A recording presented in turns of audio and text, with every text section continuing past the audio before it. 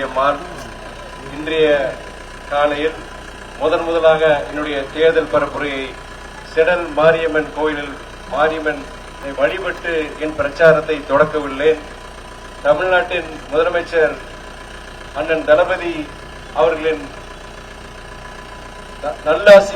நல்லாசியுடன் அவர்களின் ஆதரவு பெற்ற சின்னம் தீப்பெட்டி சின்னம்.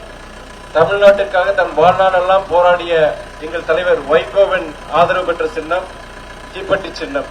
இன்றைய நம்முடைய மாண்புமிகு அமைச்சர் அண்ணன் நேரு அவர்களின் ஆதரவு பெற்ற சின்னம் தீப்பெட்டி சின்னம். கூட்டணி இயக்கங்கள் அனைத்து கிட்டத்தட்ட 15 இயக்கங்கள் இருக்கிறாங்க. ஏதாவது ஒரு பேர் சொல்லிட்டேன்னா பிரச்சனை ஆயிரும். அனைத்து கூட்டணி இயக்கங்கள் ஆதரவு பெற்ற சின்னம் தீப்பெட்டி சின்னம். நம்முடைய அமைச்சர் சொன்ன மாதிரி நம்முடைய முதலமைச்சர் கடந்த கிட்டத்தட்ட 3 ஆண்டுகள்ல தேர்தல் இதுல சொன்ன வாக்குறுதிகளை கிட்டத்தட்ட 80 விழுக்காடு நிறைவேற்றி இருக்கிறாரு. இன்னைக்கு திமுக தேர்தல் அறிக்கையில மிகவும் சிறப்பான சில அம்சங்கள் இருக்கு. உங்களுக்கு தெரியும், பெட்ரோல் லிட்டருக்கு 75 ரூபாயும், டீசல் 65 ரூபாயும், சமையல் கேஸ் சிலிண்டர் பெண்கள் அத்தனை பேர் இருக்கிறீங்க, சமையல் கேஸ் சிலிண்டர் 500 ரூபாய்க்கு கொடுக்கறேன்னு சொல்லி முதலமைச்சர் தளபதி சொல்லியிருக்கிறாங்க. இது மாதிரி அற்புதமான சில விஷயங்கள் உங்களுக்கு பயனளிக்கிற விஷயங்கள் உங்களுக்கு இருக்கு. அதனால் தயவு செய்து திமுக தலைமையிலான எங்கள் மறுமலர்ச்சி திராவிட முன்னேற்ற கழகத்தின் வேட்பாளராக எனக்கு தீப்பெட்ட சட்டத்தில் வாக்களிக்குமாறு அன்புடன் தாழ்மையுடன் கேட்டுக்கொள்கிறேன். நன்றி, வணக்கம். இன்றைக்கு மத்திய பேருந்து நிலையம் 1000 கோடி ரூபாய் உடனடியாக அனுமதித்து முதல் கட்டமாக 350 கோடி ரூபாயில பேருந்து நிலையமும் கனரக வாகனங்கள் நிறுத்துகிற இடமும் இன்றைக்கு அனுமதிக்கப்பட்டு வேலைகள் முடிகிற பெருவாயில் இருக்கிறது. 100 கோடி ரூபாயில புதிய மார்க்கெட் ஒன்று அமைய இருக்கிறது. 380 கோடி ரூபாய் செலவிலே குடமுருட்டி ஆறு, கோரையாறு, குடமுருட்டியிலிருந்து பஞ்சப்பூர் வரை கோரையாறை பலப்படுத்தி சாலைகள் போடுவதற்கு திட்டமாக இருக்கிறது. கொல்லாங்குளம் 22 கோடி ரூபாயிலே பணிகள் நடைபெற்றுக் கொண்டிருக்கிறது.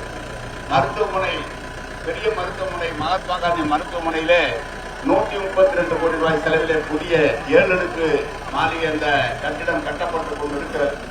இங்கு நமது கோர்ட் வளாகத்திலிருந்து நேரடியாக அள்ளித்துறை வரை 138 கோடி ரூபாய் செலவிலே சாலைகள் தொடங்கப்பட இருக்கிறது. டெண்டர் அளவிலே இருக்கிறது. உயர்வுண்டான் வாய்க்காலை சீர் செய்வதற்காக 320 கோடி ரூபாய் உயர்வுண்டான் வாய்க்காலுக்காக தரப்பட்டிருக்கிறது.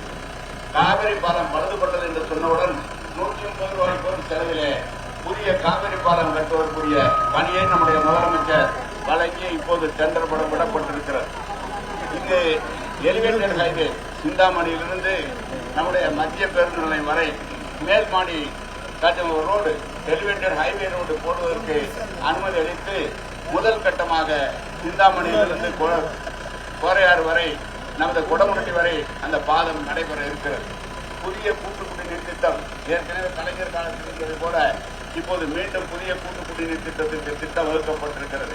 மாநகராட்சி என்பது பெரிய மாநகராட்சியாக மாற்ற வேண்டும் என்பதற்காக இங்கே தாயனூர் வரையும், அங்கே மாதுரை வரையும், எங்கே சமயபுரம் வரையும் என்று இந்த மாநகராட்சி சென்னைக்கு நிகரான மாநகராட்சியாக உயர்த்துவதற்காக நம்முடைய தலைவர் தளபதி அவர்கள் அனுமதி தந்திருக்கிறார்கள். செய்திகளை உடனுக்குடனும் துல்லியமாகவும் தெரிந்து கொள்ள சப்ஸ்கிரைப் பண்ணுங்க.